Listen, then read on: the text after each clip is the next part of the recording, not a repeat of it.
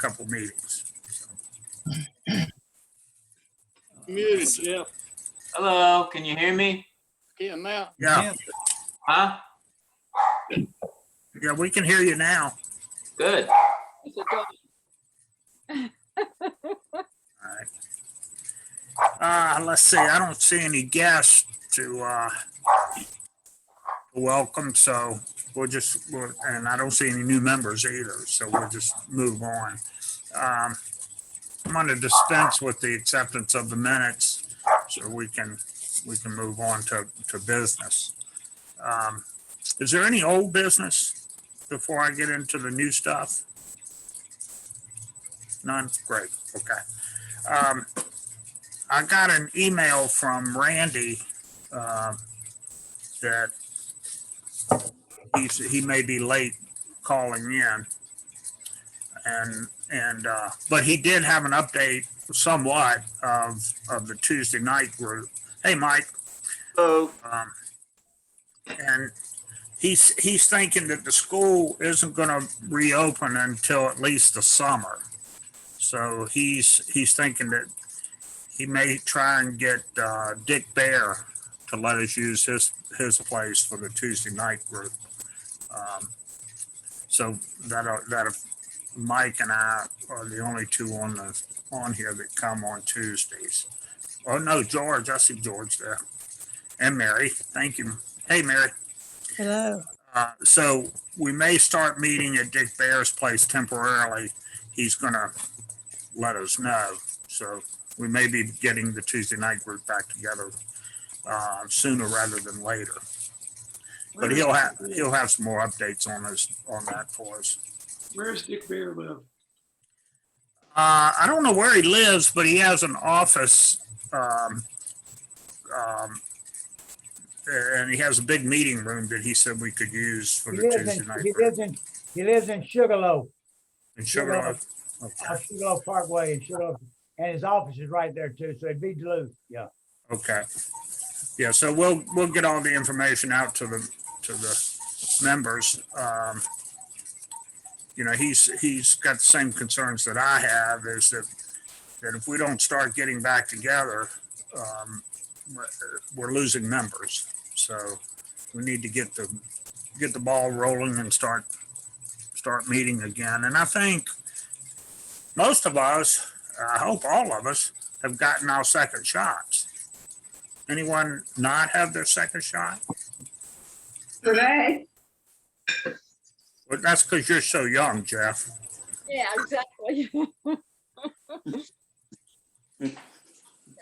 Well, I think by June, certainly everyone who wants to get it should at least have one shot. So, and hopefully both of them. I got my second one back in February. So, anyway, it's getting there. It's slowly but surely.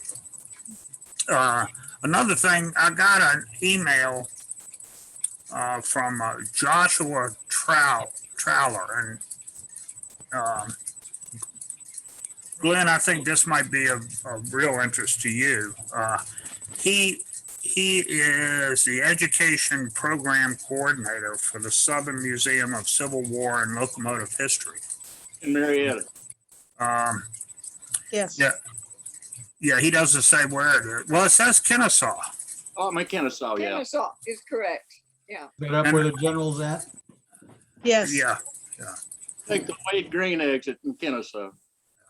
Well, he's looking for some educational information and maybe a speaker to talk about railroad watches and timekeeping. So anyway, I haven't spoken to him. I'm going to talk to him tomorrow and get some more particulars. But in the event, do you have some interest? It depends on what he wants, Dan, but you know, I'm certainly willing to discuss it with him. So Yeah, I'll give him your contact information if that's okay. fine, a phone number and an email, both is fine. Yeah, I'll do both. Okay. Let's see. I got an email from Janet, and I'm not going to pronounce this right, I'm sure. Janet Oshie from National. Postal. Okay.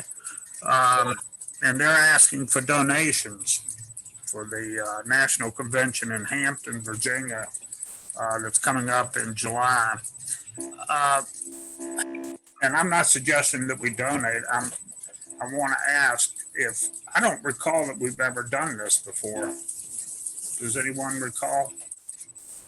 If we've made a donation to National for another chapters, for the National Convention? I'm pretty sure we have. I think we've made donations to National in the past, but I can't say what they were for. Yeah, I know we give money to them every year, but I don't recall it being specific to the convention. We do it every year. We did? It's 4 For years. I'm sorry. this year, probably we're in a different situation, having the questionable finances to put on a national, since we may have less people attending. So, I mean, if we have the money, I don't see, we don't have to set a precedent, but we could certainly make this a one-time situation if we wanted to make a donation. You making a recommendation that we donate? Yeah, I'll so moved. How much? 200? Any discussion? All in favor? Aye. Aye. All opposed? Come on. All right. I feel like Mitch McConnell. Okay, so I'll direct $200. I'll get with Charles and get him to send a check. Okay. Correct me if I'm wrong, but wasn't April 1st the end for the election for directors? Dan, Yes. this is Renee, yes, and Sherry was elected to the board. And how about you? No, I didn't make it. Fine. Well, congratulations, Sherry, and I'm sorry, Renee, that you didn't. I was hoping we'd have 2 Chapter 24 members as directors. But Yes, they are considering me as an appointee. That may or may not happen too, I don't know. The board has to decide, but the committee has suggested that I be appointed because they have to have 2 people appointed yet. okay, was there anything that we can do to sort of help that movement? No, not at all. It's up to the board. Well, it all falls on Sherry. Well, the current board. Okay, not to put any pressure on Sherry. Well, congratulations, Sherry, and I'm sorry, Renee, that you didn't make it, but all right. So then that makes, in my opinion, giving to the National, the $200 to National more important because we have a member on the board. And I think if your club doesn't help, then who is? So, okay. So I'm glad we got the $200. Thank you, George. Thank you all for your support. Absolutely welcome. Okay, let's see. Okay, I've been in some discussions about the regional meetings, the regional Zoom meetings, and I think all 4 of the other clubs have agreed to the Zoom meetings on the 3rd Saturday of each month. Correct me if I'm wrong on that, but I think all the other 4 have. And I wanted to throw it out to the membership here to see if anyone has any objections to Chapter 24 joining. I've talked to Mary and twisted her arm because she's the one that's got to come up with a program. And she graciously immediately said, absolutely. And if any club doesn't have a program, she'll be happy to get one for them too. Did I hear that right, Mary? That's what I thought, but I wanted to see a show of hands of those who would at least attend. I hate to see us say okay, and then none of our members show up for the Saturday meetings. So anyone, is everyone?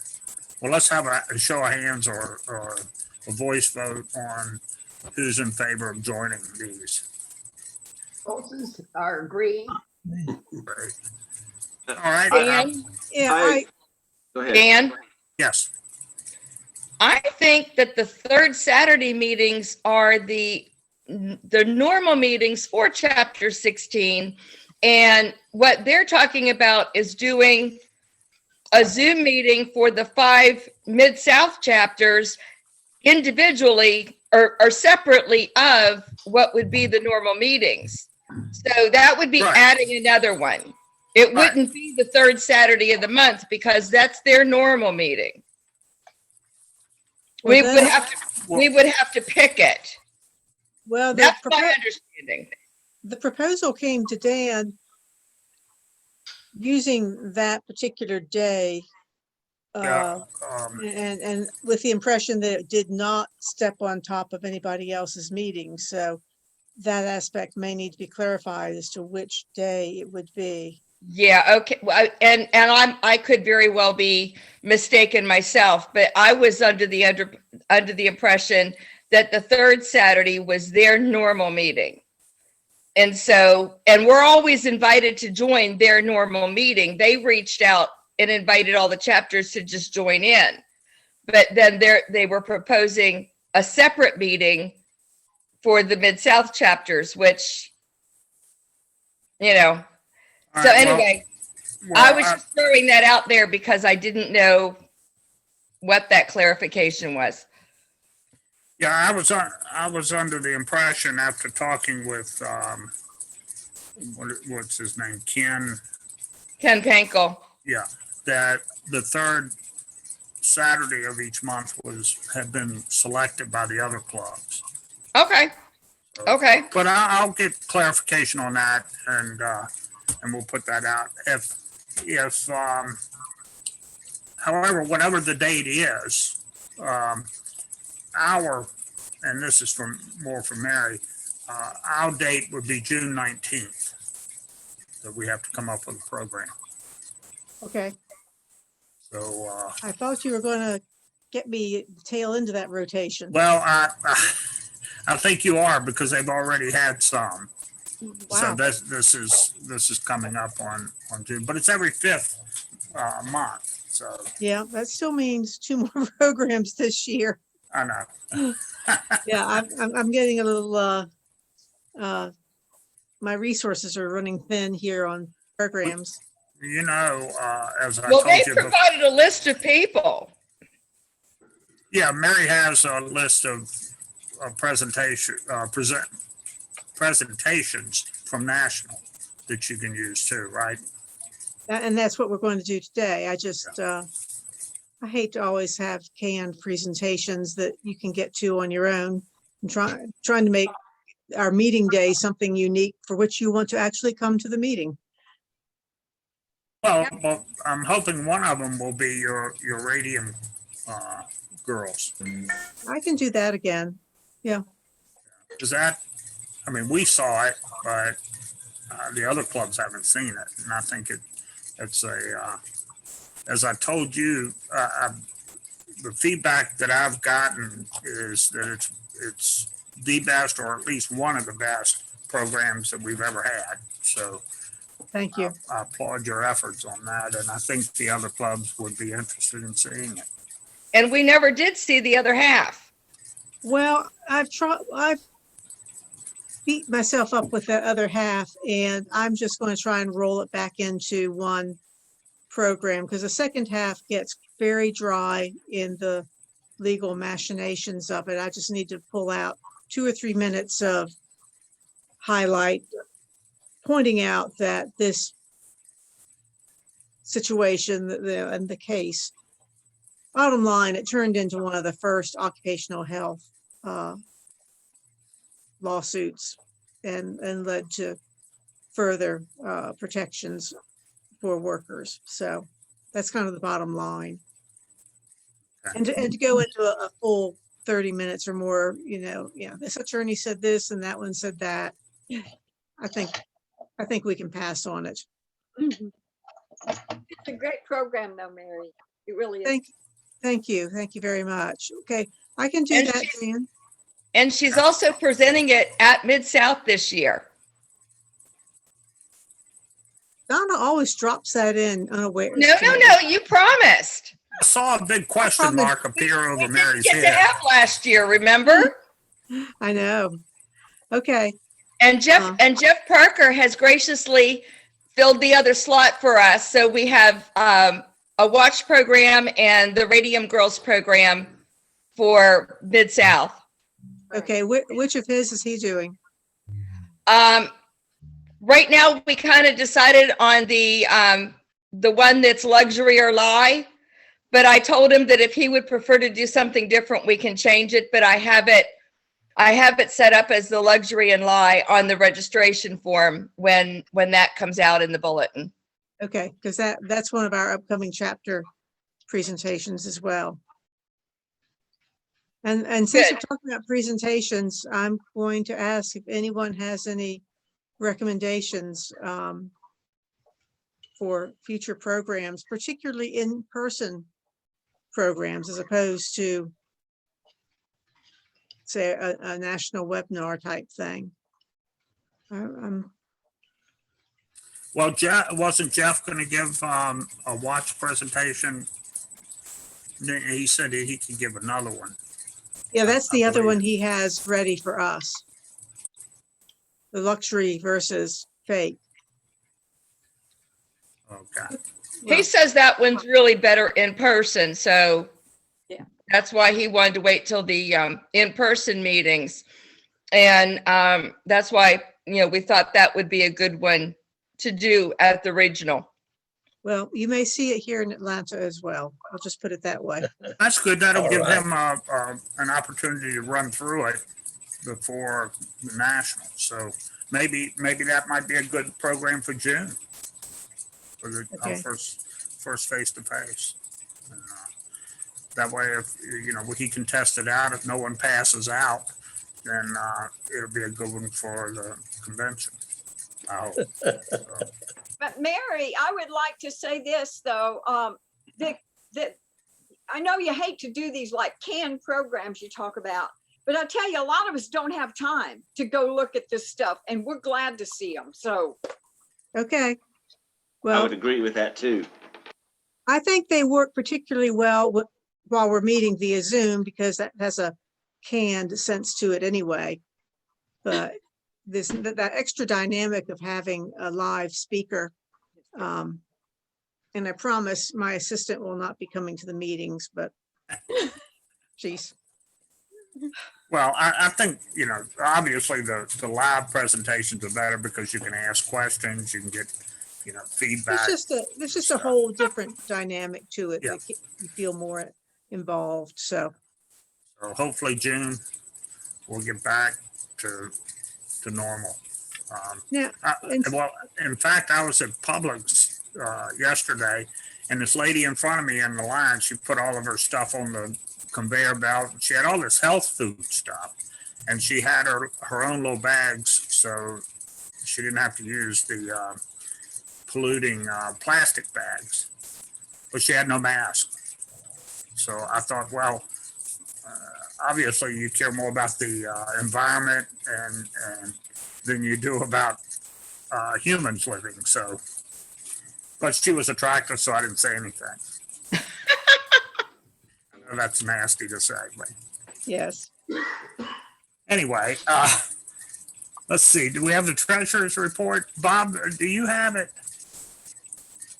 Yeah, Charles I isn't do. on. I do. I can call it up real quick.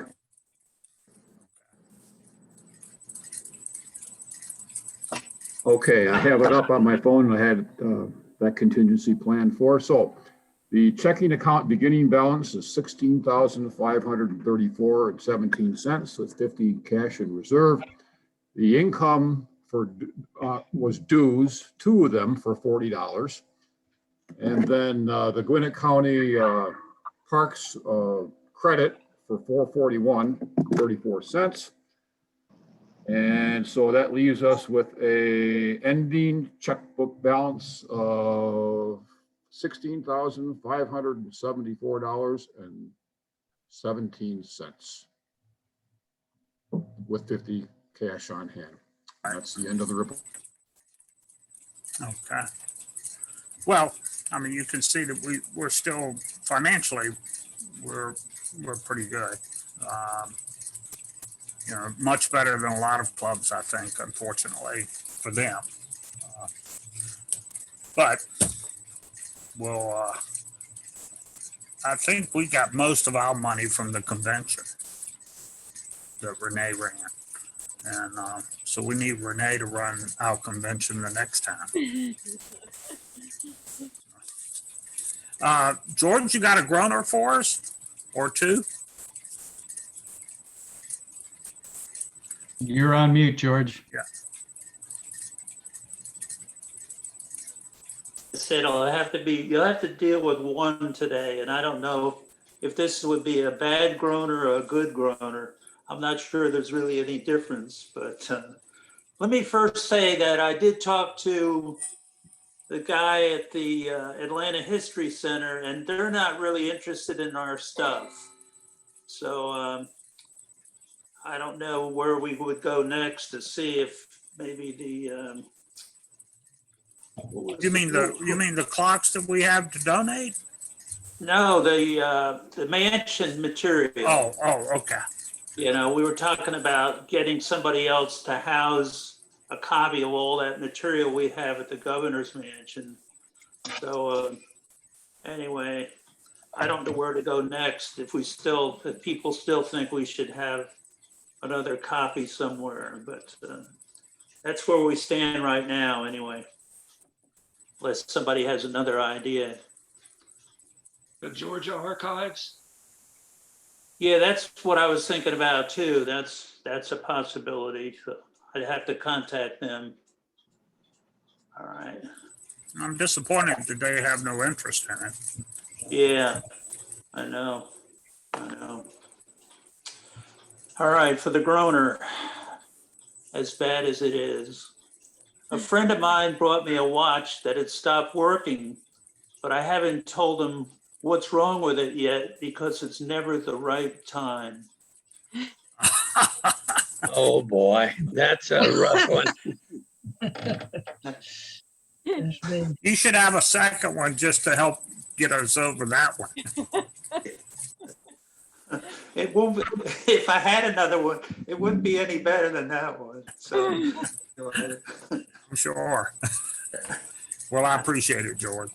I can tell you put a lot of work into that. So. Okay. Well, at least the good part is that since we're on Zoom, nobody can throw anything at me. So maybe saving it up for June, though. Anyway. Well, Mary, you got your program? I do. And I see you have me. Let's see. I'm going to share screen. I'm going to share computer sound. Screen, let's see what happens. I think I have to go a step beyond that first. So this will be our program on 20th century clockmaking. And I'm going to have to unshare screen because I have to get that one to be the active one. We'll get there eventually. It's fine. While you're doing that, I'm gonna. Yes, please do. If I sound, I don't know if I do or not, a little disoriented or something. I hurt my foot again. And my doctor has me on some kind of medicine that just makes me feel antsy. You know, and I have to wear this big old boot thing on my foot. So I apologize if I am not as unorganized as I usually am. You're just fine, Dan. Okay. I haven't noticed. Okay, I'm trying, I think I have this. We'll try it again. So this is a webinar, and I'm sure all of you know the name of Andy Dervan. He did a talk on 19th century American clockmaking, craft to mass production. And this is, talks of course about the Big Seven in Connecticut. So let's see if I can make this work yet again.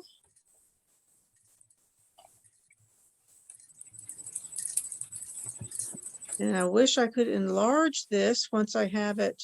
There it is. Good. All right. Is everybody, can you see the title slide? It's great. Yes, yes. All right. I'm going to start it up. I'm not going to run it into the questions and answers because that's just going to let it run too long. So it'll be about 35 minutes here. Now I am pleased to introduce tonight's speaker, Andrew Dervan. Andy joined the NAWCC in 1997 and in 2000 began researching the histories of various makers and companies. His principal collecting interest is in weight-driven clocks from the late 19th and early 20th centuries.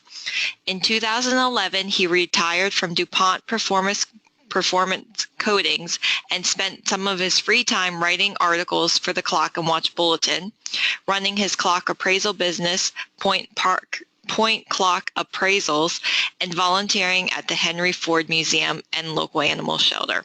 In 2011, he became an NAWCC Fellow, and this year at the convention, he received the James Gibb Literary Award. So without further ado, I would like to turn it over to Andy. Thank you, Katie, for the introduction. Good evening. I'm Andy Dervan, and tonight we're talking about the 19th century American clockmaking craft to mass production. And we're going to be focusing on the state of Connecticut, but that's where you'll say 95% of the clocks we see today came out of, which is very surprising for a small area that had occurred. Let's begin.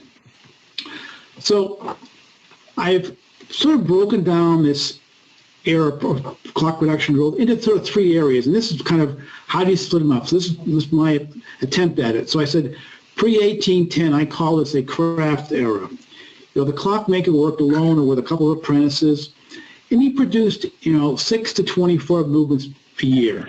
So, in the small rural towns, they made a few of them, but in the bigger cities, they'd made more. And so the clockmaker just made the movement. Because in a city, he probably had many case makers he could deal with.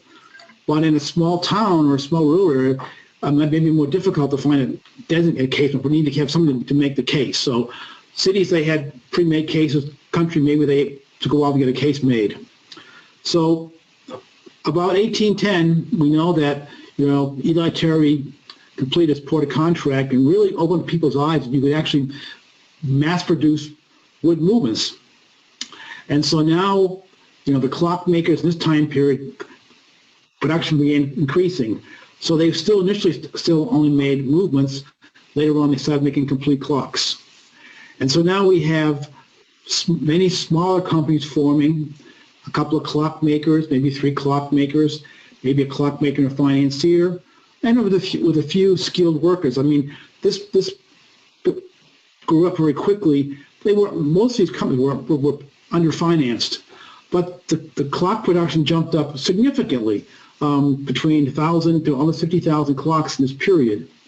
We do know from some statements that Seth Thomas was in 1820 was making 10,000 pillar and scrolls a year, which is pretty significant.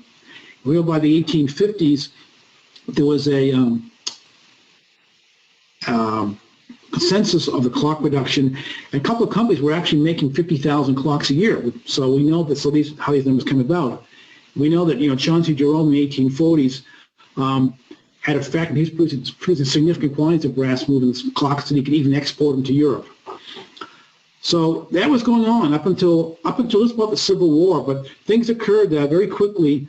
There was a significant consolidation from many small companies to basically 7 large companies with really big factories with a variety of skilled, semi-skilled, non-skilled workers, men, women, children, building clocks. And production ramped up significantly. So we're talking about in the early part, post-Civil War, they were averaging about 100,000 clocks a year in movements and cases.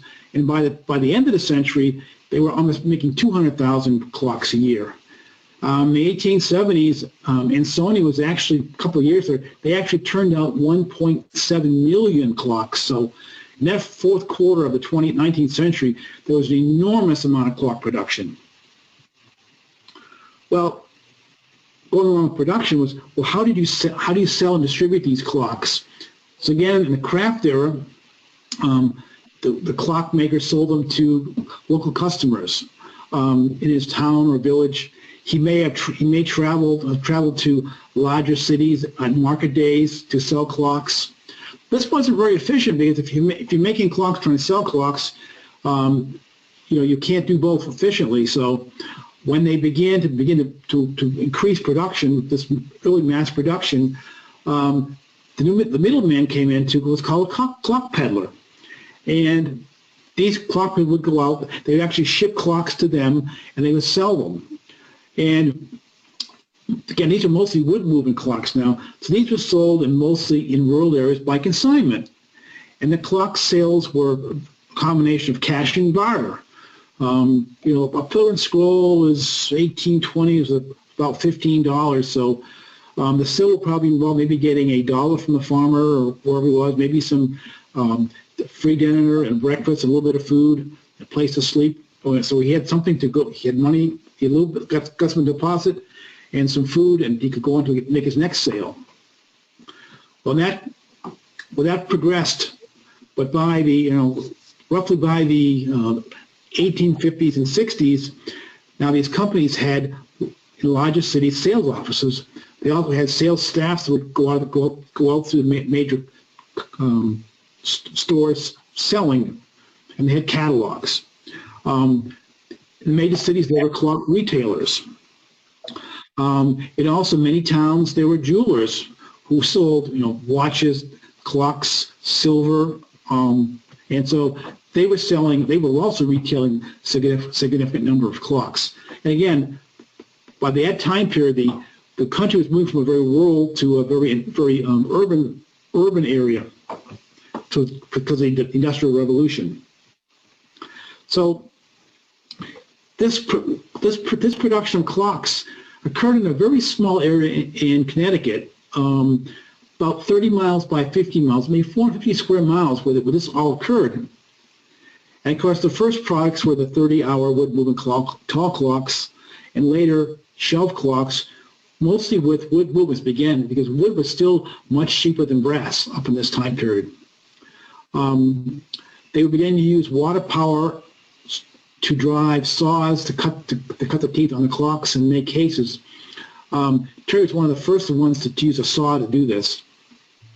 And later, by the 1840s and 50s, we had now large steam-powered machinery that could stamp out brass plates from roll brass to more effectively make large numbers smooth. So really the process became more mechanized than from the earlier days.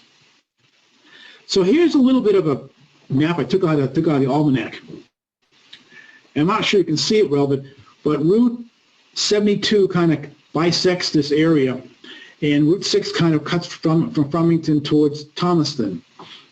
And so this was the area that the clocks were produced. Now off to the screen a little bit, about 10 to 15 miles, is Hartford and the Connecticut River. So all these companies would make clocks, box them up, ship them by wagon to the river, to the Connecticut River, and they would go down by boat out. And later on, they built some canals. So if you look along Forestville, where it was Welsh, J.C. Brown and Welsh. Bristol was sort of the heart of this clock-making region.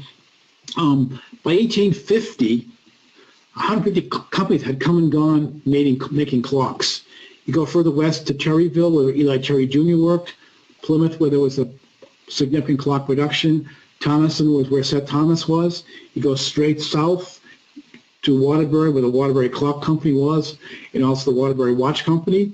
You go north, straight north to Torrington. We have significant, the Torrington clock style movement produced. So, and then scattered here, there are a number of companies formed. So why clock production in Connecticut? Well, there was abundant natural resources of power materials.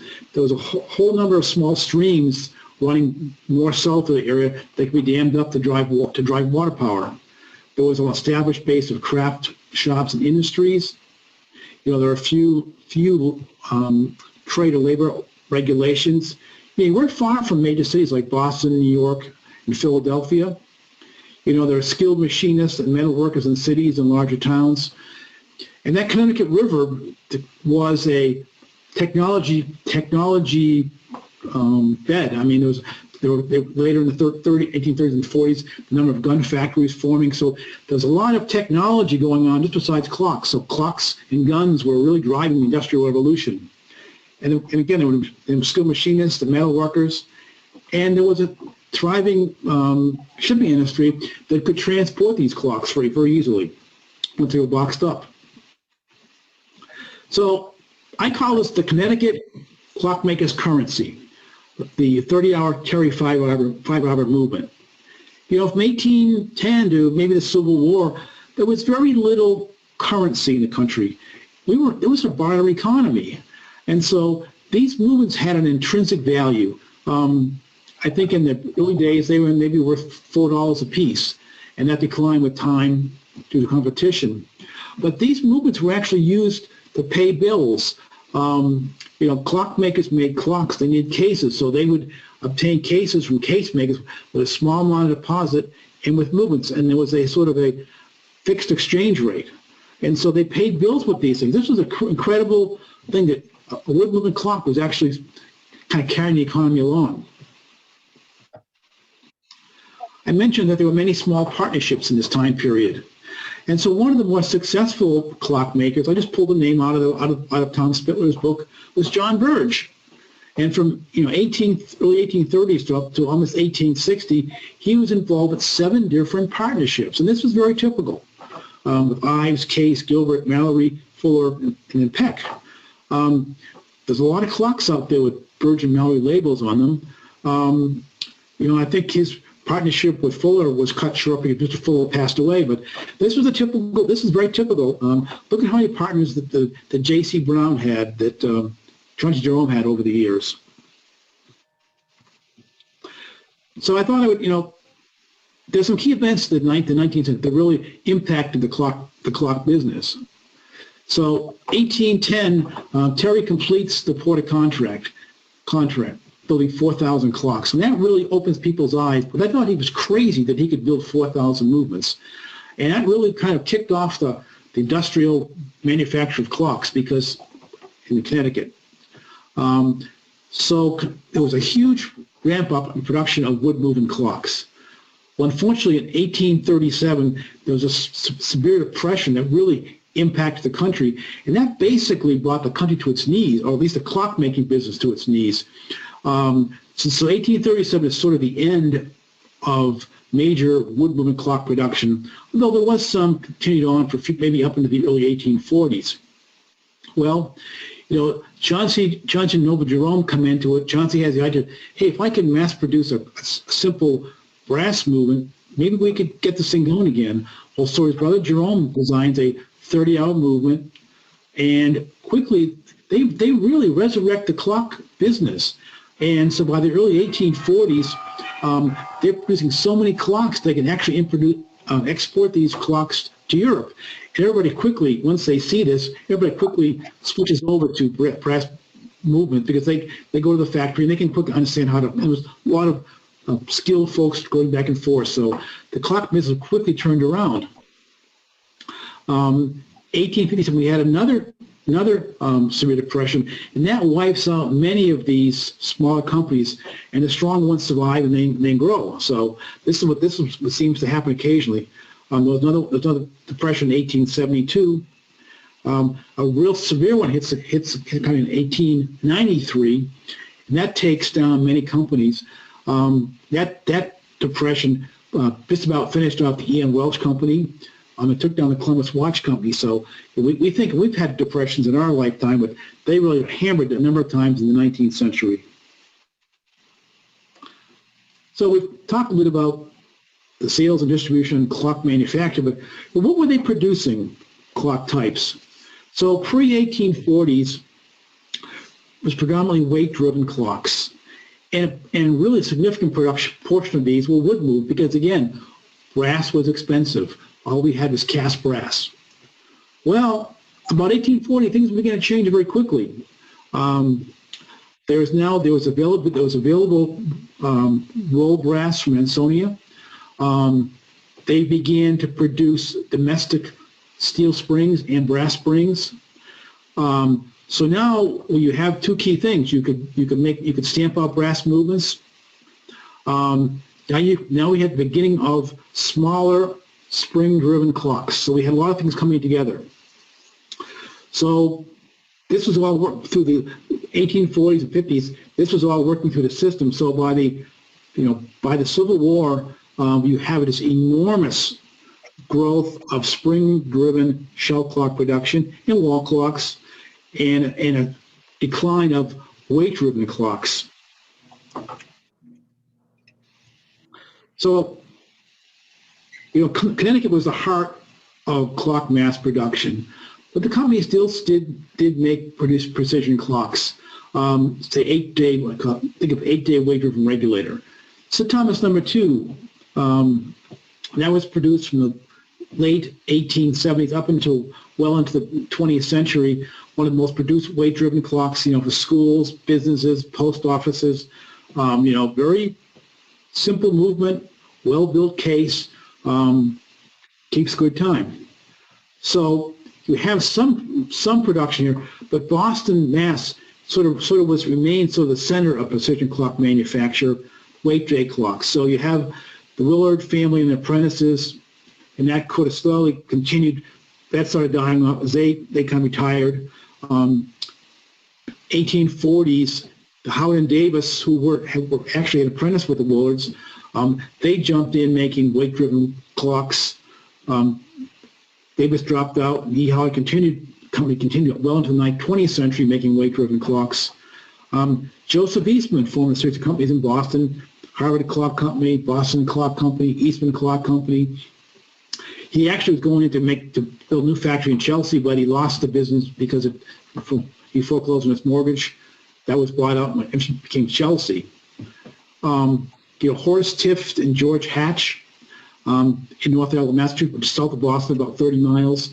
They mentioned significant quantities of weight-driven, time-only movements. They were sort of competing with the E. Howard, and they were major makers of clocks up until about 1870. And then in 1890, the Waltham Clock Company was formed, building high-quality regulators. So, again, they made significant clocks in New England, but in much smaller quantity than what was going on in Connecticut. So these are the sort of 7 clock makers manufactured that survived and consolidated. So you have Ansonia Clock Company. Ansonia started off making brass, involved in the clock making. Later they moved to New York City. William Gilbert was in partnerships, and he consolidated into the Winstead, and the Gilbert Company lasted well into the 20th century. The Ingrams were involved in many, were great at designing cases. Their company got going, and they were building clocks up until the 1960s. New Haven Clock Company was the successor to the failed Jerome Company. They were a major clock maker well into the 20th century. Seth Thomas was founded in 1813. in Plymouth Hall / Thomaston. They were a major maker up until the last, I think about 1930s, when the last family member kind of backed out. They still hung on for a few years. E.N. Welsh, when J.C. Brown company went bankrupt, he owned Welsh so much money that basically Welsh took over the company, made some production changes, became a very successful company. And that was the business up until the turn of the century, when it failed and the Sessions took it over, and they continued on for another 30, 40 years. So founded the Waterbury Clock Company, was founded in the 1860s. They made clocks well into the 20th century. They also had a watch company too. So now these are the major companies that were turning out significant quantities of clocks beginning in the early 1860s, up well into the 20th century. So let's talk a little bit about clocks. So the first real production clock was a pill and scroll. Started maybe 1817. Ted Thomas saw Terry's movement. He goes, oh, so he licensed it, started building the pill and scroll. Terry was still making some clocks, but probably tinkering with his movement. So the pill and scroll was the first production clock up until the late 1820s. People got tired, they want something new.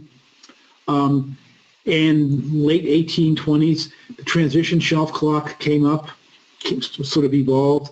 This example of it is a stenciled column with a carved splat. Chauncey Jerome was introducing in the same time period, late 1820s, his looking glass clock, his reeded pillar clock. So he used to go in a movement, whereas instead of the Terry movement, but so there was more transitions going on. Pill and scroll was first, and then so all these clocks they all like today.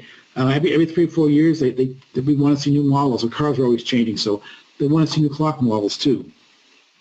Nothing lasts forever. So here's some more wood moving clocks. So the one on the left is a very basic stenciled column and splat. The one on the right is a Torrington case pillar and scroll.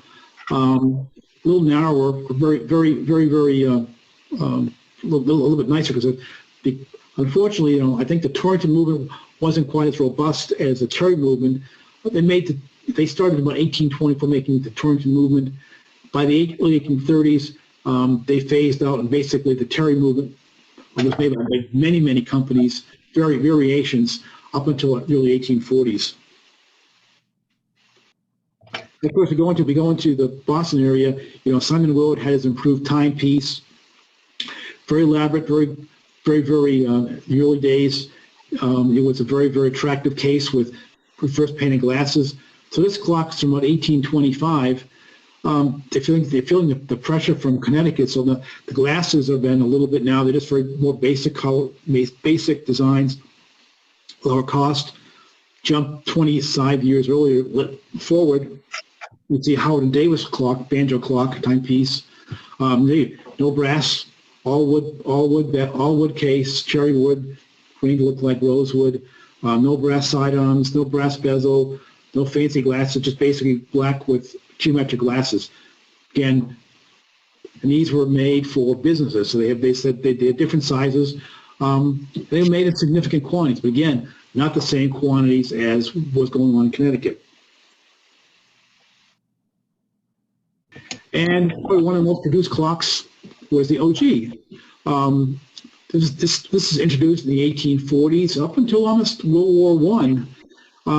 Very attractive clock where they made a sort of a box, and they veneered it with rosewood or mahogany. Sometimes they had wood dials. Sometimes they had painted steel or zinc dials. These all used typically the Jerome's 30-hour weight-driven time and strike movement, or a variation of it. Everybody was trying to come up with a little bit of variation. Outside this patent, they use either reverse painted glasses, they stencil glasses, mirrors, and as I said, we kind of look down on them today. But this was the basic clock, and this was sort of the first things that Jerome shipped overseas in the early 1840s.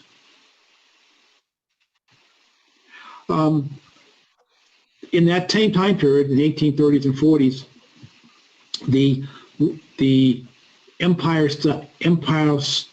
furniture became very heavy. Furniture became popular, so these hollow column clocks were began produced there. They were produced many years. And these are just two different variants. They all had either a 30-hour weight driven or some 8-day movement, and they had different glasses. Very huge but very attractive clocks. Again, all weight driven. Now, in the 1840s, with the availability of domestically produced either both brass or steel springs, we have new case styles. So the one on the left we call a steeple clock, and the one on the right is it's called a Gothic case style, but say we know it as a beehive. And these have, again, reverse painted glass are very expensive, but the one on the left has a stencil. The one on the right has frosted glasses carved a little bit. So we're trying to find ways to make attractive clocks very inexpensively with brass or steel spring movements.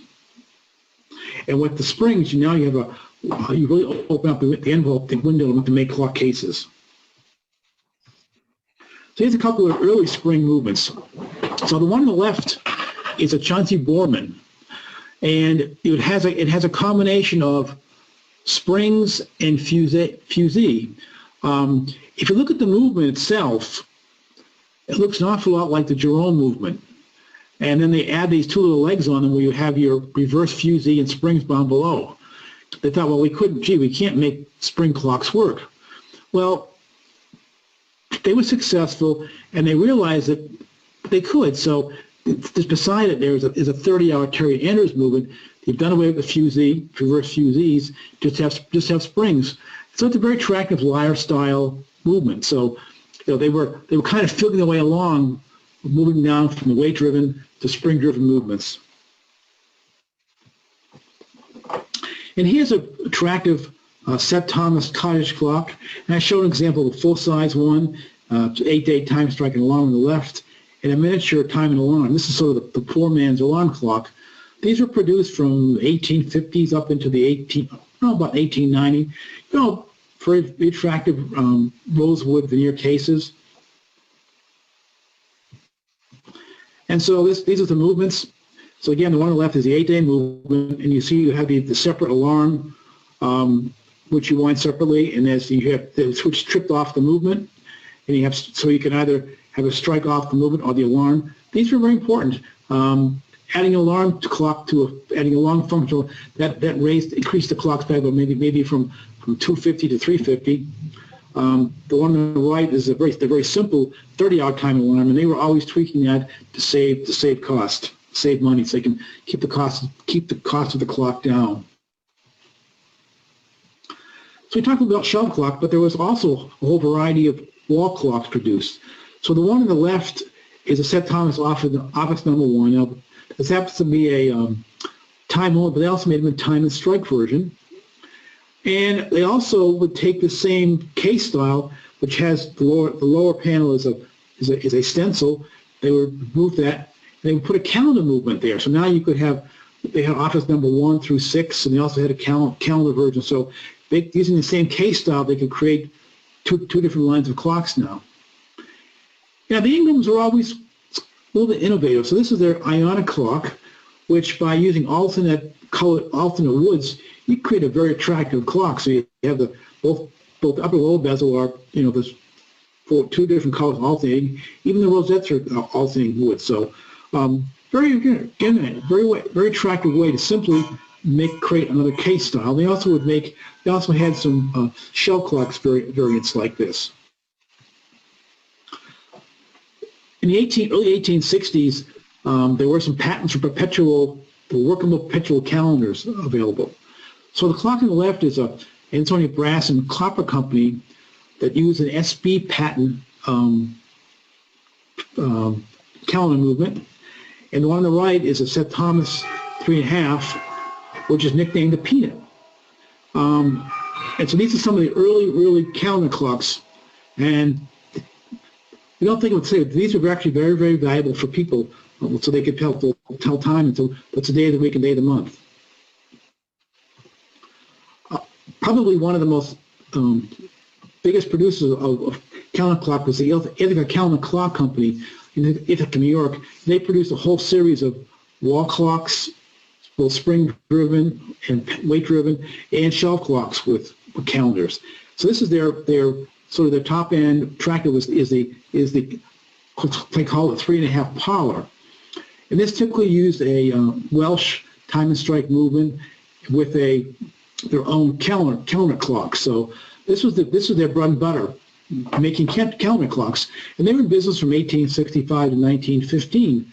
And they were a huge maker of calendar clocks. And I was always curious. I asked Joel Warren, who's a real Ithaca enthusiast and does a lot of work restoring clocks. And he actually makes work. I said, well, Joel, what happened? He said, in the early part of the 20th century, they came out with paper calendars inexpensively.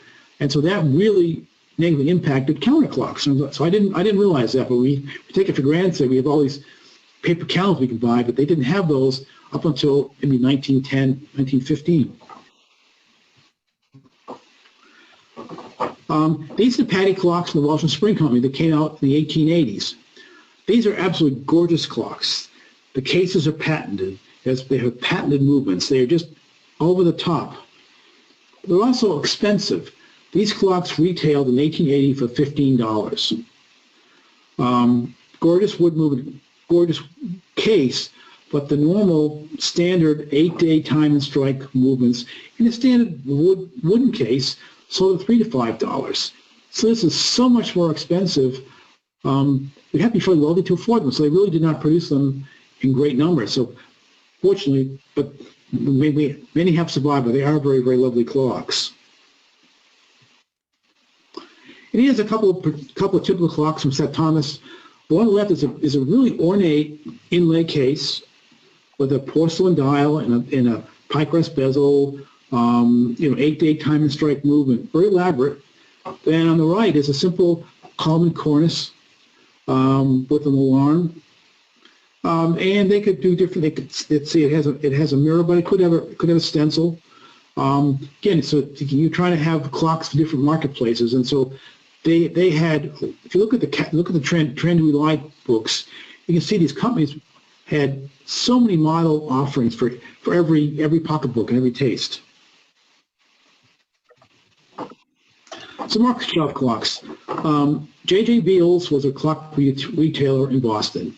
And so this was a very simple, time-only, 30-hour basic case that he just had a contract with one of the Connecticut clock companies to manufacture him. He put his own label on it, put his name on it, and retailed it.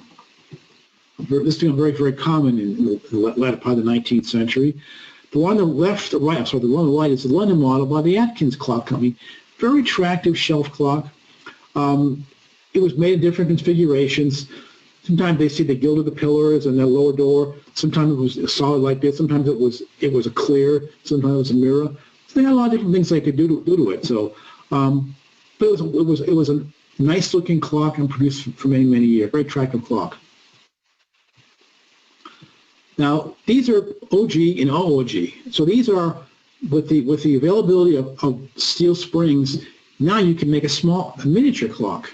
So here are two examples. The one on the left is from William Johnson in New York. He was probably not a clockmaker. He was probably just I would call him an assembler. He bought movements from somebody. He bought cases. He bought glass and dials and assembled them. But these are very, very attractive clocks. The Johnson clock has a very attractive stencil glass with an aureole. The one on the right is from the New Haven Clock Company. Again, they had some decoration around the dials and nice stencil glasses. These are very cute, attractive clocks. You could set on a shelf, or you could actually hang them on a wall with a hanging bracket. And they ran 30 hours with time and strike movements. And maybe some of them even equipped with an alarm if you wanted them for a small amount extra. This is an Ingram Venetian clock. Ingram's always come up with very attractive designs. This is one of the first clocks I bought when I started collecting many years ago. Very attractive. I call it a candy stripe clock because you have the alternating veneers on the front with the rosettes. and, you know, a nice stenciled glass. So very attractive clock with a 30-hour time and strike, separate alarm clock. Engine movements were pretty flimsy, but they worked very well. And but again, a very attractive case design, and they also made variants of this, but a very attractive clock. In the 1890s, they were constantly trying to find something new they could mass produce. So this is what we call our kitchen clock, or the gingerbread clock, or there's probably many other terms. Basically, you have the rectangular box, you have an octagonal door, and you could use many different types of decorations on the door, stencils. And now they had the availability of, again, they used red oak, they steamed it, they cut out various patterns, and so with this basic case line, they just changed the surround. They could make 25 or 30 different variants. So you see all kinds of different, and they would press these out under pressure. They would sometimes add another glue on or attach another attachment so you can make, but every company, if you go through Trend Louis' book, you see so many different variations of these kitchen clock available. Alarm clocks, we're into this 1890, 1880 time period. We're now into a more urban society. You need to get up to go to work, to a factory, to an office, whatever. So they made these very inexpensive tin-plated, nickel-plated alarm clocks, these barrel alarm clocks. This is courtesy some of the Howard Band alarm clock chapter, but you have the one on the left is from, these are two Waterbury clocks, and then Kroger. These are from the early 1880s, late 1890s. So these are produced in enormous quantities, and they were great. So, and they still, Baby Ben was Big Ben was sort of the grandsons of these granddaughters of these clocks. Last part of the 19th century, the 1890s, the black mantle clock comes into existence. These originally come from France. They're Belgian slate, and they weigh a ton. And they're great. They would have been great boat anchors. American companies say, that's too hard to make these clocks out of this slate. And so they spend a little time and they figure out how do we create this marble look, this marbleized look with paint. So this is basically wood. They create this full marble finish on the front. This clock has 3 pillars. I've seen catalogs with 1, 2, 3, and 4. You have a nice dial with a nice pie crust bezel, nice brass feet. And these are made in, you could look at the catalogs. These are made in significant quantities. And this started in the 1890s. And these probably sold well up to 1910, 1915. And then you see the tambour style taking over. So again, this is sort of the final push of clocks for our 19th century. So kind of winding things down a little bit. So this is sort of my concluding slide. Clock production evolved from craft to semi-scale production to mass production. The production quantities and case level they increased exponentially.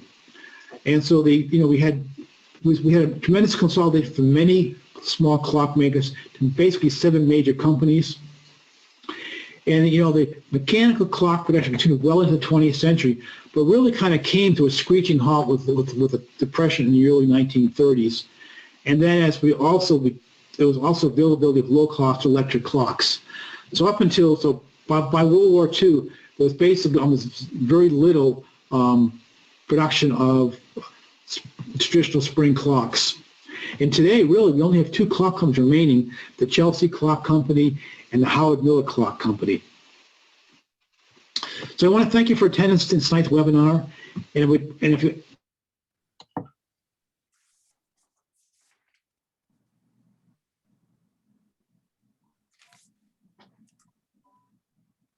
Okay, I'm trying to get rid of the program here, and I can't get rid of it.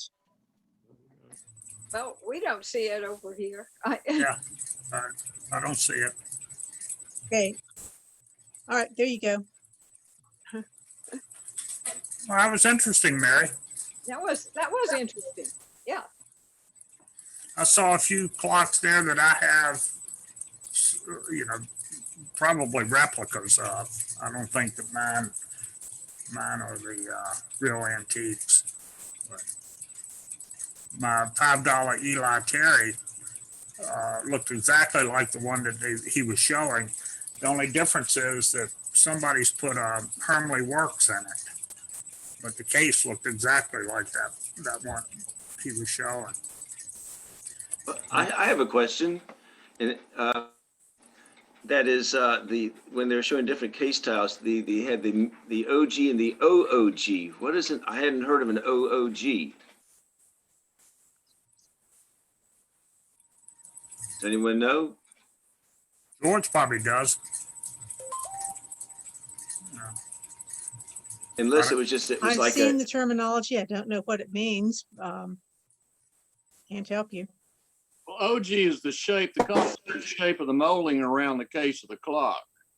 And I don't know what OOG means unless it's the miniature version of the larger OG, because I have an OG on my mantle up here that I bought back when I was 18 years old. I bought it. It was like a shoebox full of parts, the movement, and the case looked like kindling wood. And I bought it from my employer at the time. I was bagging groceries and running produce at a local grocery store, neighborhood grocery. And the grocery store owner, it was an independent grocery, an IGA store. He came walking back in the door with his handful of stuff, and he said, "I don't know why I did this." He was muttering. And I said, "What'd you do, boss?" He said, "I bought this for $25. What's an OOG clock? Well, I said, "I'll buy it from you for the same amount." And I took it to my grandfather, who was an expert. He was a master cabinet maker, who reassembled the case and did the repair work on some of the veneer. And he had a friend that worked with him at Knoxville Transit Lines. This was our bus company in Knoxville. And he gave the box full of works to his one of his buddies there at work, who fiddled with clocks. And this guy put the whole thing back together. The only thing he didn't have was the pendulum bob, and he rigged one up and it works fine. It has 9.5-pound weights on it. Oh my goodness. The back of the dial is signed by George S. Cupp, March the 3rd, 1879. It was repaired by him. That's very fascinating. I also wonder if the example in the slideshow of the OOG, is it possible that it has like a dual, that the way the wood is formed, how maybe it's doubled on the front of the case? I couldn't see the one, Michael. I couldn't see the case on the other one and see what the contour looked like from a photograph. Well, from a photograph. But I'm a woodworker, just like both my grandfathers. But an OG is like, there's an OG bit for a router. It's like a shallow S curve, if you want to call it that. But it's that shape. So I don't know, without having been able to see more closely, examine it to see how it differed from the regular OG. My assumption is that it probably just refers to that diminutive size clock. I just found something on the internet that I could read to you quickly, and it reflects a lot of what Glenn just said.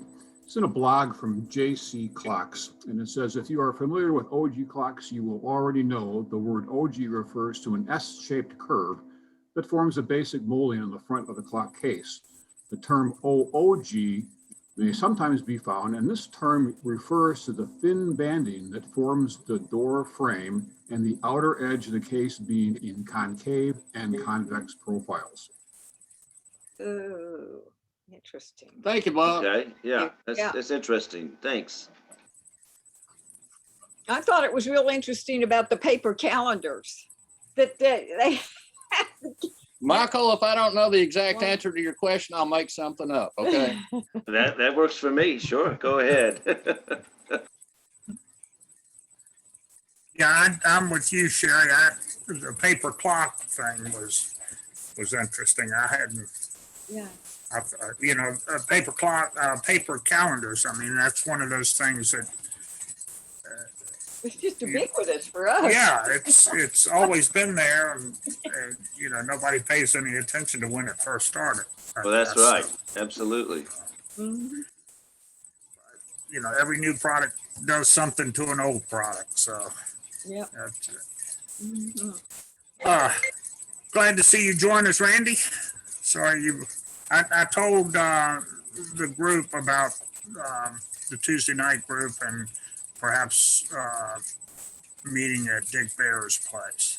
So if you want to add anything.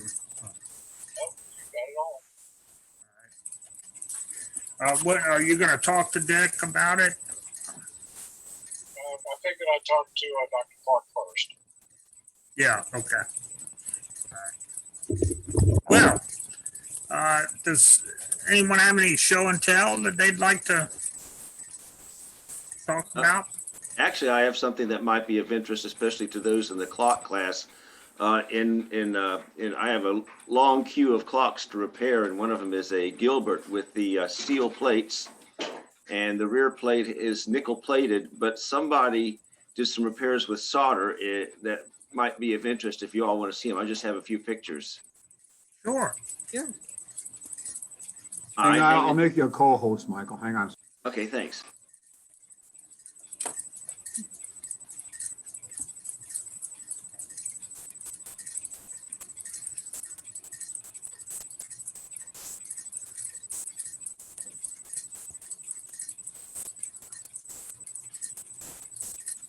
See here. You should be good to go. Right, I see here. All right, let's see. Can you all see that? Yes.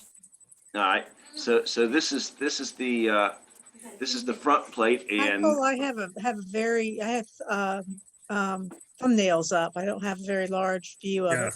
Yeah, they're real small. oh really? It's I'm doing preview, and you're not seeing that?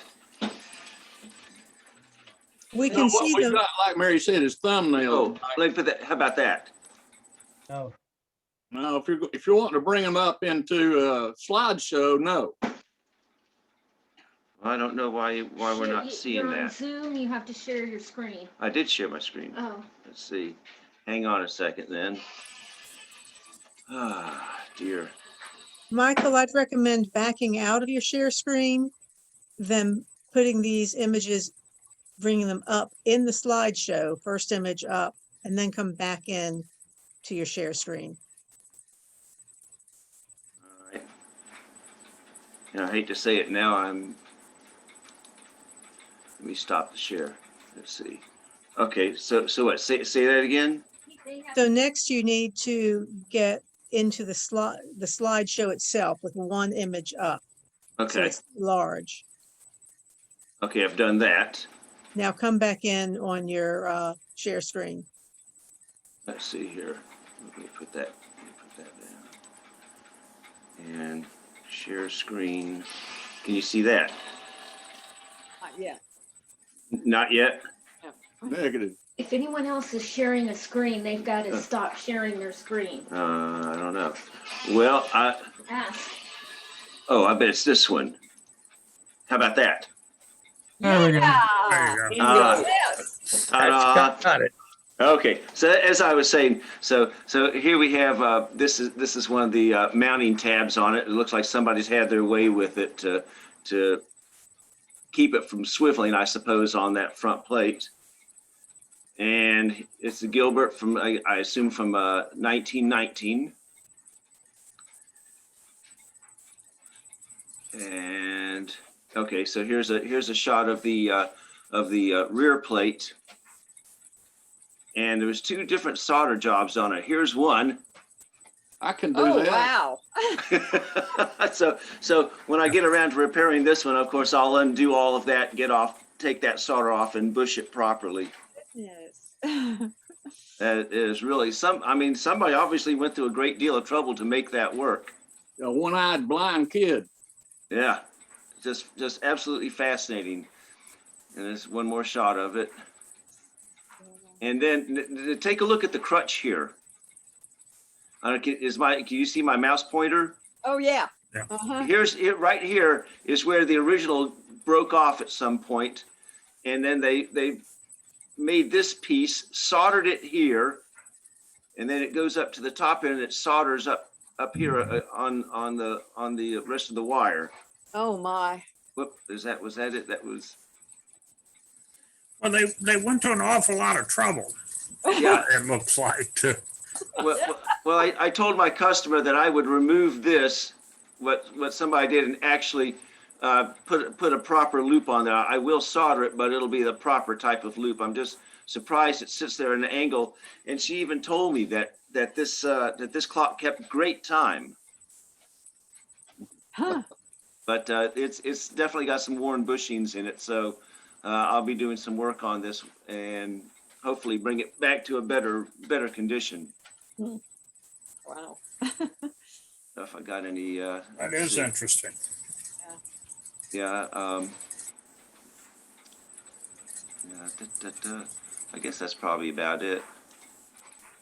Yeah. Anyway, there you go. It is interesting to get into those things sometimes and see what people have done. Oh yeah. Fascinating. Oh yeah. It's obvious the repairman was not a card-carrying NAWCC member. No, I guess not. There's another view of the crutch there, that the repair on that crutch that was done. It's just the Hippocratic Oath, do no harm. Yeah, well, that's right. Or this is one you might submit to the Clock Hall of Shame. Well, but she said it ran, right? Oh, it ran real good. So if it ain't broke, don't fix it. Well, that's right. Or But if she you said, fix it right. but she had told me that it had stopped running and well, there we go. That's it. I'll stop the share on that. Earlier. What kind of case was it in? Oh, Mike? that's another real fascinating thing. Somebody took the case and I know they added stuff to it. The columns were not original. I don't know if I've got oh, I do have a picture. Let's see. See if I can do this one. Nah, the looks like the pictures I have aren't very clear. Unfortunately, it's like a black mantle clock, but they put where the columns had been. They put some wooden dowels on there instead, and actually looked like a couple of pieces of ceramic tiles on the sides of it as well. So maybe on the next meeting, I'll have some pictures of the case just to show it to you. Okay, fine. The Frankenstein clock. Absolutely. It's quite interesting when I saw it. And you know, the amazing thing is that with all that solder and all, they got it to run. Well, that's right. They were very inventive. Now, what you have to be careful of is that you fix all that stuff and then it won't run. Yeah, I've got a Zondam right now, which has been giving me fits for about a month now. The movement, I repaired it. I had the movement on a test stand, and it ran beautifully. I let it run for like 10 days, put it back in the case, and it stopped. And now I've been troubleshooting it for a month. I've had it out of the case several times. It runs fine when I take it out. Put it back in, it quits. And I've just gone through it and tried everything I can with it. And actually, I did find a couple little items with it that maybe it's going to work. I've got it mounted in the case without the face on, and it's been running for almost a week now. So when I put the face on, we'll see if it quits or not. That's aggravating. It is. I want to get it back to the customer so I can get my money. Well, good luck. Just give it back to.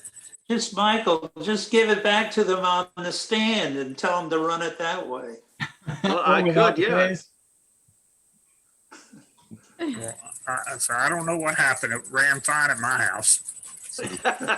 Actually, I get that. I've had a couple of clocks where people said, well, it stopped running at our house. And I said, well, I'll take it back to my shop and I'll take a look at it for you. I hang it up and they run fine. Yeah, I've got one sitting here. It's my neighbor's. You know, it keeps fine time, but the strike gets off, and I don't know what he's doing, because I bring it here and put it on the test stand, it runs fine and strikes and chimes like it's supposed to, but as soon as I take it back over there, a day or two later, he'll say, it's not striking.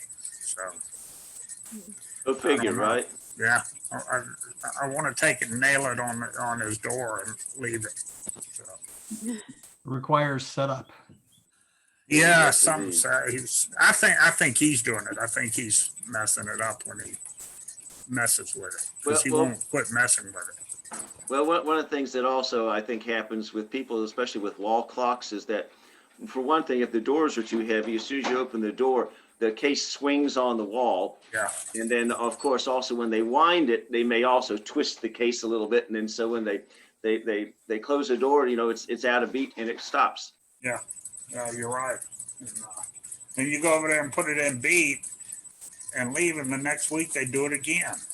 Well, that's right. They sure do. And that has happened. Of course, the other funny one is when they say, well, it's wound all the way and it won't run. And it turns out that, well, they were trying to wind it the wrong way. Yeah, the wrong way. And I worked on a clock where the guy took little clear thumbtacks and stuck it into the drywall to keep the clock from moving. So you may want to give that to your neighbor. Yeah, right. You know, I could get some of those and then sell them at a nice profit. Yeah. I actually got, I wish I had that. They're sticky backed, kind of a foamy kind of thing. So I can stick it on the wall, and it has a profile, like inch maybe. I don't have to stick anything into the wall, because this is a paneled room. I try and keep the holes to a minimum, and that protects from that door opening issue. Yeah, command strips will do That's not a that. bad idea. Not a bad idea at all. Glenn has tape on the wall so he can tell when I does something if I've moved it around. You know, if I did that to my wife, she would hand me the dust cloth. That's exactly what I was going to recommend. And if I didn't take it, she would place it somewhere. I'm allergic to dust cloths. I am too, but my wife isn't allergic to giving it to me. So, anyone have anything else? Well, Mary, we want to thank you for the program. It was good. Absolutely. I'm glad you Yes, enjoyed it. indeed. That was good. I am officially out of programs. I've got to do some research. So I really, really would invite anyone who has any ideas to send them my way, because at this point, I'm going to be searching as well. You know, when you have to have a program for those multiple chapter meetings, Zoom meetings, we could still bore them with some of those videos we have that maybe the other chapters haven't seen. And I think that's a good idea. Dan had mentioned that as well. I think it's a good idea because we are pretty fluent in the history of what led to the videos, what led to the clocks being repaired. What I think would be good, kind of a pat on the shoulder for our own chapter, saying what we've done, what you've done, that other chapters wouldn't know. That's a good point. Yeah. All right. Anything else? Well, I appreciate all of you tuning in, and our next meeting will be May. I don't have a calendar clock down here, so. Anyone know what the date will be? May something. May 2nd. May 2nd. May 2nd, yeah. Well, May 2nd.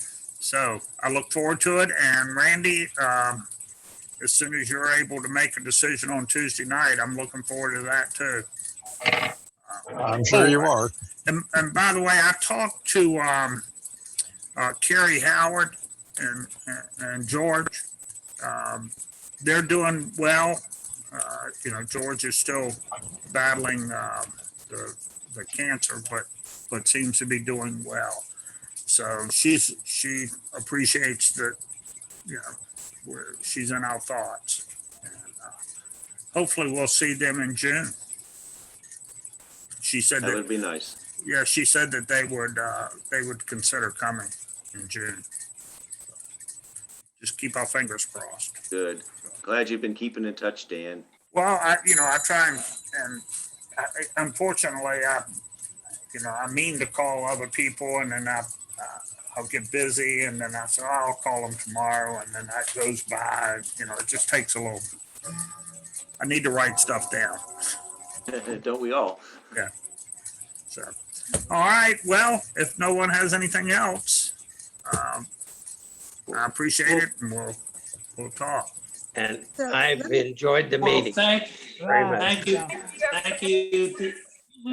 you, Bob and Dan and Mary. Thank you all. All right. You're welcome. So Thank you so since I much. missed the very beginning of the meeting today, we're going to meet virtually in May. What is the decision, or is there a decision for June? Well, unless there's a major spike, I think I'm going to call it a June meeting. And because of some conflicts, we're going to try and get it moved to June 13th, which would be the second Sunday. In person. In person, face to face. Boy, wouldn't that be nice? That'll be nice. And because I think everyone who's going to get the vaccine should have had it, the second shot by then. I think if you don't have the second shot by June, then you're just not trying. They're talking on the news this morning of taking some of our vaccine and sending it to foreign countries once we hit 20%. But we've already hit 20%. So I don't think that they ought to send it to other countries till everyone here has it. But that's a political issue and not clock issue. So And do remember that you're not considered fully vaccinated or fully immune until 2 weeks after your final shot, be it the 1 shot or the 2 shot version. right. So get your shots before the end of May to consider yourself fully immune by June 13th. Yeah. And the CDC says if everyone's vaccinated, then you don't have to wear a mask. I think that I'm more inclined to suggest that we wear a mask, though, at least for the June meeting. And even though the CDC this week says that you don't, but we'll see. I just am anxious to get a donut and a cup of coffee. Other Okay. than at home by yourself, right? That's right. Yeah, you're Okay. gonna have to move, you'll have to move the mask a bit to get that donut in your mouth. And that won't be a problem. I might just gnaw a section out of my mask so I can appear to have it on. Or get one of those nose masks that they had on TV a few weeks ago. It's just a mask that covers your nose That's useful, right? so that you can eat and drink. Well, I periodically see people in the stores who are wearing a face shield without a mask. Yeah, but I heard that doesn't help you. It's less than ideal. I mean, it might help the other person if you overtly sneeze, but still some of the droplets are going to get loose. But that's a way to sneak that donut up in there is what I'm saying. That's right. Yeah.